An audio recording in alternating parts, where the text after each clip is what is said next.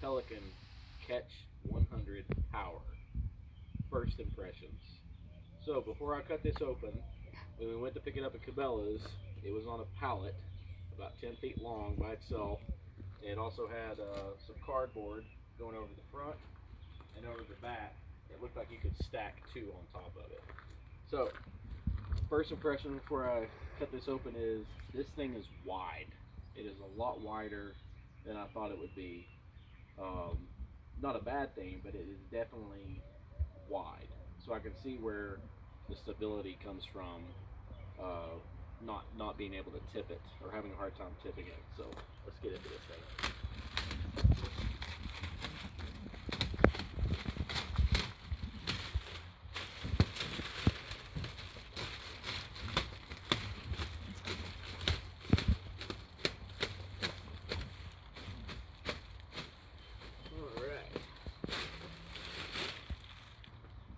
Go.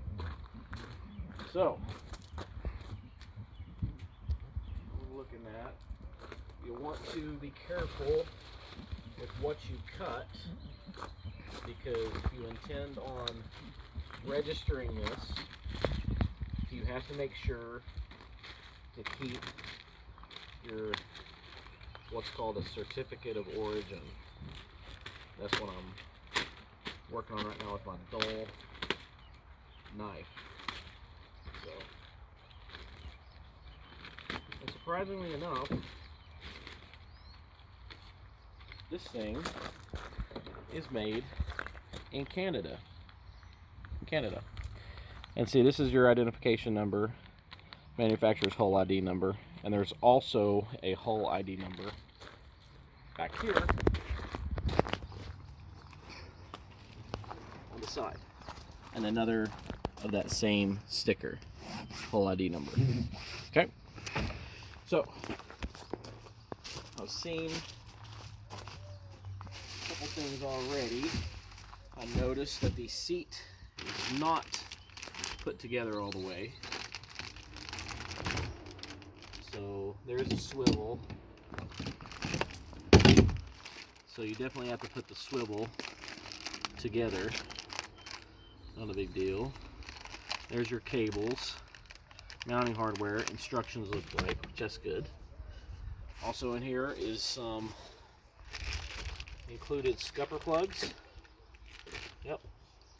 Here is your battery compartment, which makes this a very popular plug and play kayak. Little hatch, little bay hatch, dry hatch in there. That pre-wired Scotty mounts or Scotty track. I like that. It seems like it'd be pretty easy for one person to maneuver around. I like that the seat is definitely very adjustable once you get it on,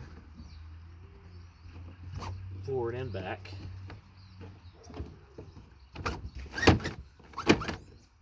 That way you can adjust your trim once you put your motor on here if you have a motor. Comes with four rod holders already on it. This is metal Scotty track. This is not plastic. This is plastic. I like that this is metal for the mounts. Mounts there. Lots of place for storage. Water bottle there. It's the same on both sides. You've got, how many scupper holes? You've got one up front. You have two back here. They give you 4 plugs. That's weird. Okay. And then you've got 2 drain plugs back here. That's weird. 2 little drain holes, of course, your mount for your motor, and 2 heavy-duty handles in the back. And then here's your power port for your plug-and-play wiring harness, which I like. The deck. I like this carpeting. This is like a really, really grippy carpet. The seat is a 360 swivel seat once you get it put together, and we'll do that in a separate video. But overall, I'm pretty impressed with the fit and finish of just the initial open this up and take a gander at it. What do you think, David? I think it's pretty cool, and I like how it can move back and forth this way and that way. Yep, you can adjust the seat. Yeah. And it's pretty portable. It's not super heavy. It actually weighs less than our tandem kayak that's built for 2 people. Yeah. Definitely wider. This is 9 foot 9 inches long. And another thing, if you did want to trailer it, what's cool up here is it does have a bow hook up here. So if you wanted to put this on a trailer, like a jet ski trailer would be really ideal for something like this. And that's kind of what this reminds me of if you look at the overall shape of it. If you look at the shape of I'm going to call it a boat, it looks like the bottom half of a jet ski. It really does. That's kind of what it looks like. So, first impressions of the Pelican Catch Power 100. I'm a big fan. More to come. Stay tuned. We'll get some seats put together, go over a couple of different things.